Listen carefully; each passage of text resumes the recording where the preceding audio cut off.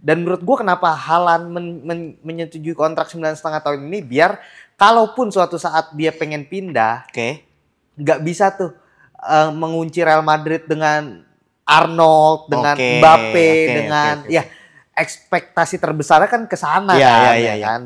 Dan ini langsung strong statement dari gue ya. Ini akan jadi pembelian gagal Pep selanjutnya sih. Kusanov ini. Menurut gue untuk tim selevel Manchester City gak bisa lah anjing. Mungkin gak tahu ya kenapa City. Terpantau Manchester City sangat amat super duper aktif di bursa transfer musim dingin kali ini.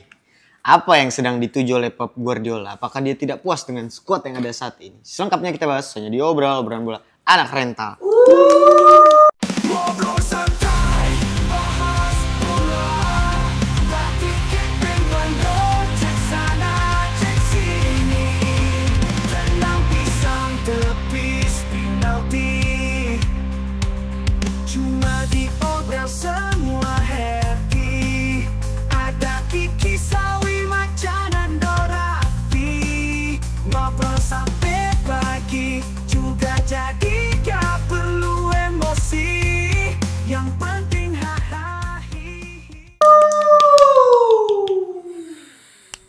Bursa transfer memanas. Memanas nih ya? Memanas sudah. Soalnya udah masuk pekan-pekan aktif nih ya? Aktif udah. Kalau minggu lalu kan masih minggu santai. Masih pada underground, bidik-bidik masih dulu. gogon. Sekarang udah berbahaya. Tapi gue mulai dari ini dulu doh. Perpanjangan kontrak 9,5 tahun. Haaland. Erling Haaland. Iya. 9,5 kan? 9,5 sampai 2034. Gila. Dia umurnya sekarang 23. 24 kayaknya deh, 23, 24. Tambah aja 10 tahun. 34 ya sampai pensiun. 32 lah mungkin. Sampai pensiun lah di situ. Masalahnya yang big problemnya adalah apa? Pep cuma sampai tahun depan. Tapi gue percaya doh. Si Mansur ini dengan ideologinya akan membawa City tetap paling enggak bersaing lah, karena sejarah membuktikan sejak dipegang Mansur kan ya. Sejak pegang Mansur ya Pellegrini ya Mancini selalu ada naik. Semenjak mereka tuh naik gitu. Cuman memang mungkin nggak super ini gitu. Cuman ya tetap aja lah. Lu ngelihat Haaland perpanjang kontrak, apakah dia memang udah siap mengabdi? Nah ini menurut gue permasalahannya adalah ketika Pep cabut, apakah pemain-pemain bawaan Pep nggak ikut pergi pertama? De Bruyne pasti ikut cabut. Bernardo Silva ikut cabut. Gundogan emang udah habis. Ya kan?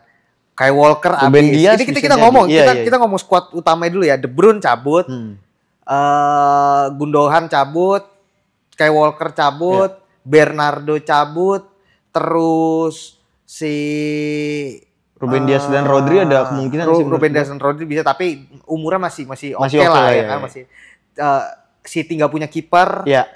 Ederson come on, terlalu banyak blunder udah lah. 30 juga kok nggak salah. Iya udah tua, dan si Ortega juga yang nggak bisa ini kan. Ibaratnya lu udah kehilangan 5 key player nih. Dan pembelian City yang akan kita nanti sampai ke sana ya kan, cukup dipertanyakan gitu, tanda tanya besar sebenarnya. Dan menurut gue kenapa Haaland menyetujui kontrak 9,5 tahun ini, biar kalaupun suatu saat dia pengen pindah, nggak bisa tuh mengunci Real Madrid dengan Arnold, dengan Mbappe, dengan ya ekspektasi terbesarnya kan ke sana kan. Dan menghindari hal-hal seperti itulah kalau menurut gue sih si belajar dari siapa? Si yang kayak orang India yang punya direktur PSG. Lupa gue namanya. Ya itulah. Yang ya si dia lah. Yang ini dari ya, itulah. Lupa udahlah. Lupa gue.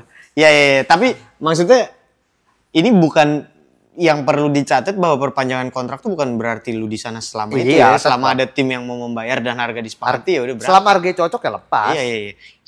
Sama kayak isu lagi naik lagi. Kemarin kan Benjamin Sesko mau dipantau sama klub mana padahal dia baru perpanjang kontrak. Nah, itu kan bukan berarti baru perpanjang terus sampai di tahun itu. Mungkin diperpanjang gitu. Biar memperbaiki mahal. release clause. Karena mungkin sebelumnya release clause 40. Udah gue perpanjang lu biar release clause jadi 80. Itu kan marketing aja. Tapi yang menarik juga tuh, di lini belakang dia paham betul bahwa ada yang kurang di lini belakang Manchester City. Akhirnya dia ambil back dari CSKA Moskow kalau nggak salah. Si Abdulkadir Kusanov, pemain Uzbekistan. Kalau nggak salah main deh kemarin di U23 tuh yang lawan kita. Main setahu gue juga ya. Iya, setahu gue main gitu. Cuman gue nggak pernah tahu nih orang ada di dunia ya. Iya, nggak pernah diperhitungkan lah, nggak pernah masuk hitungan. Cuman kalau gue ngeliat VT-VT-nya, dia bukan tipikal aktif, tipikal penjegal aja kalau gue ngeliat sih. Ini menurut gue kan, ini langsung strong statement dari gue ya. Ini akan jadi pembelian gagal Pep selanjutnya sih. Kusanov ini. Menurut gue untuk tim selevel Manchester City gak bisa lah anjing. Mungkin gak tahu ya kenapa City beli banyak pemain Timur Tengah ya. Tapi buat gue nggak bisa lah. Dia harus adaptasi. Walaupun dia bermain di CSKA Moskow ya, tapi dia harus beradaptasi dengan taktiknya Pep dalam waktu yang singkat loh. Dia bukan prospek player gitu yang memang dibutuhkan untuk saat ini gitu. Dia harus beradaptasi dari segi postur, dari segi pace di Inggris. Menurut gue sih gak akan jaminan starting sih, akan sulit banget lah. Akan sulit.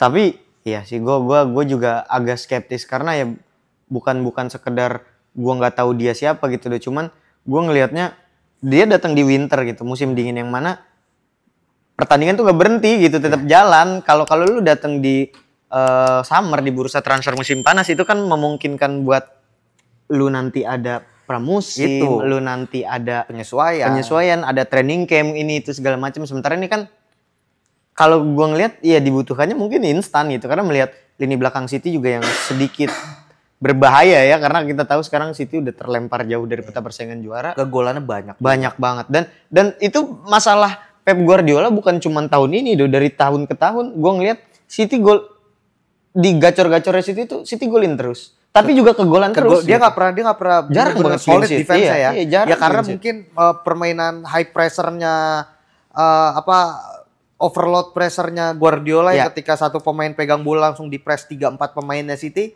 itu kan ya resikonya tinggi ya. Tapi ya buat gue sih Pep 1 tahun lagi bukan motivasi targetnya juga nggak akan setinggi dulu ya. Lebih santai lah Pep, kelihatan lebih santai lah, pengen mengakhiri karirnya dengan ya mungkin nggak malu-malu banget. Nggak malu-malu 1 kali juara 1 piala udah cukup lah buat Pep lah. Iya, masuk akal. Tapi ya pembelian ini sih buat gue sih pembelian cukup aneh ya. Mungkin pemiliknya link Timur Tengah mungkin. Bisa jadi. Cuman secara overall ini yang masih jadi tanda tanya besar itu. Cuman selain lini belakang, kita bergeser ke winger juga didatengin tuh, Omar Marmoush. Striker sebenarnya dia. Dia sebenarnya striker. Di klubnya yang sekarang di mana sih dia? Stuttgart ya? Stuttgart kalau nggak salah ya, putih merah tuh. Dia kan bermain dengan karena dia bermain dengan 2 striker kan. Si Omar Marmoush sama si anjing gue lupa nomor 11-nya tuh. Ada nomor 11 lah satu lagi. Dia bermain dengan 2 striker, tapi memang dia bisa bermain di winger juga nih si Omar. Tapi menurut gue dia striker sebenarnya. Dia striker lah. Terus kebutuhannya apa dah? Mungkin cover Julian Alvarez ganti. Ya itu satu. Pasti kehilangan sosok Julian Alvarez. Mempertipis pilihan. Ya itu opsi ketika Haaland itu. Dan dia posisinya bisa di roaming ke belakang striker. Kayak melebar juga bisa. Mirip banget kayak Alvarez memang. Di belakang striker bisa, di kiri bisa, dengan statistik dia yang menurut gua sih sangat luar biasa ya. Setengah musim 15 gol, 10 assist. Top-topannya Bundesliga ya, menurut gua sih layak sih. Layak dicoba ya, belum tentu berhasil loh. Inggris ya balik lagi. Kita ngelihat Lukman di Atalanta gimana ya, di Inggris dia cuma nothing. Iya, siapa dia ya kan? Busuk banget lah. Ya tapi ya begitu, menurut gua sih pembelian yang memang dibutuhkan City di lini serang gitu. Walaupun sebenarnya nggak kekurangan juga. Nggak kekurangan ya sebenarnya kalau lebih kita bicara. Lebih ke pengganti Julian aja sih. Iya. Karena ya Pep mulai kembali, menurut gue Pep mulai kembali dengan apa ya, dia merasa kurang nyaman dengan pemain yang terbatas gitu. Karena kecenderungan Pep kan gitu, lu orang ngelihat posisi itu udah cukup, Tapi dia ngerasa tetap kurang dan dia beli lagi.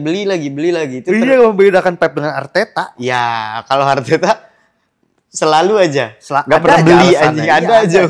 Kemarin aja yang ajaib dari City ya, Matheus Nunes ditaruh di bek kanan loh. Iya. Gak masuk akal buat gue udah. Iya. Matheus Nunes ditaruh di winger kiri, ditaruh di bek kanan dan gak ada yang works gitu. Di comeback sama Brentford 2 sama kan. Jadi buat gue City ya lagi struggling banget. Lagi struggling dan ini PR besar gitu ya. Cuman kalau ngelihat 2 ya berarti rekrutan yang santer kabarnya ya. Yang udah pasti berangkat lah. Itu bakal ngedobrak apa ke performa City sekarang lu ngelihatnya? Enggak sih, enggak berdampak apa sih menurut gua, karena untuk dapat starting line up aja mungkin akan sulit ya. Karena gua ngelihat juga kalau dari sisi Omar Marmos nih lu masih perlu beradu sama Savinho let's say. Kalau Omar Marmos cerdas menurut gue ya. Tapi dia mungkin mikir kesempatan datang 2 kali memang. Tapi kalau dia cerdas harusnya tahan dulu sampai akhir musim.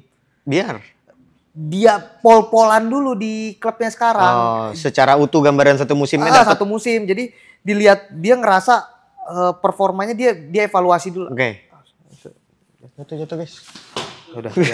Maksud gue biar dievaluasi dulu. Tapi ya mungkin ya balik lagi pemain Asia Timur gitu. Pemain Timur Tengah. Afrika Marmos. Apa? Mesir kan Marmos? Iya, Afrika budaya timur lah, budaya timur, Timur Tengah budayanya.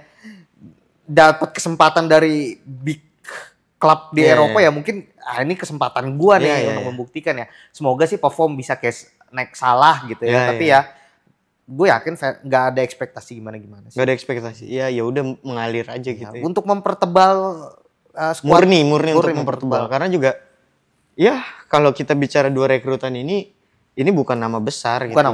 Jadi ya memang nggak ada ekspektasi dan ya udah mungkin memang proyeksinya untuk dalam waktu dekat ini sebagai backup aja, pilihan lain alternatif aja. Omar Marmos itu kayak ya kita lihat Dovbyk yang musim lalu sekali, terus ada si Roma. Iya di AS Roma sekarang, terus ada yang si siapa Dortmund. Dortmund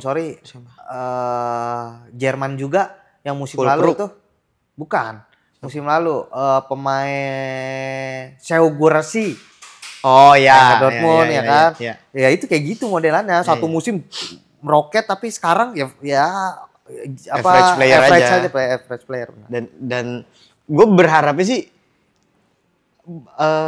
si utamanya Omar Marmos ya bakal jadi sesuatu yang menggemparkan lagi gitu kayak ya vibes kalau ngelihat pemain yang tadinya biasa aja terus tiba-tiba stabil bagusnya gitu loh. Ya semoga sih bisa kayak Salah ya. Iya. Jadi kayak jadi Salah lah. Satu pemain yang memang dilulukan supporter, lulukan dunia gitu. Iya. Dan jadi tulang punggung negara loh. Itu keren lah. Gila, duet Salah kalau Omar Marmos perform ya keren lah Salah sama itu di depan. Oke, kalau gitu. Nantikan update perkembangan soal bursa transfer termasuk dari klub-klub lain. Nanti kita bahas-bahas terus di sini. Kita akan update perkembangannya tetap bersama kami di obrolan bola anak rental.